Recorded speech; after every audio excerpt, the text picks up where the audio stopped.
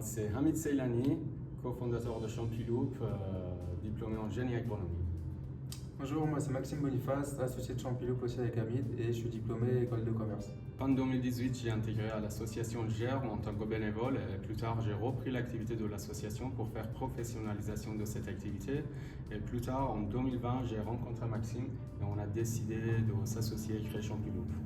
Avec Hamid, on partageait cette envie de créer un projet autour de l'agriculture urbaine et de la production de champignons en économie circulaire. C'est-à-dire que tous les deux, on voulait créer quelque part où on puisse recycler des coproduits agricoles locaux pour en faire des substrats à champignons, faire pousser nos champignons, les distribuer en circuit court et qu'à la fin, nos substrats épuisés deviennent du compost. Donc vraiment, appliquer l'économie circulaire à cette production de champignons. Aujourd'hui, ça fait à peu près 2 ans qu'on avait fait la première campagne de financement par Mimosa et grâce à vous, on a réussi d'acheter un vélo remorque et une chambre froide pour laquelle on a besoin pour augmenter notre capacité de production dans les caves de la Frise.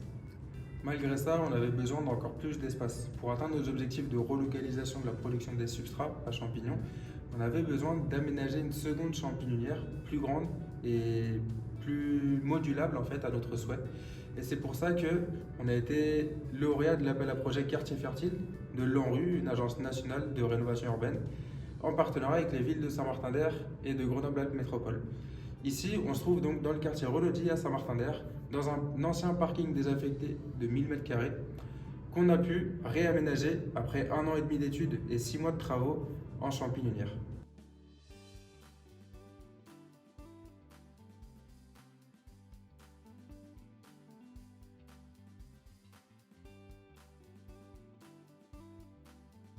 Aujourd'hui, ça fait presque 2 ans qu'on a commencé à faire des recherches pour trouver une bonne recette à faire nos propres substrats avec un pasteurisateur low-tech qui était à Evin.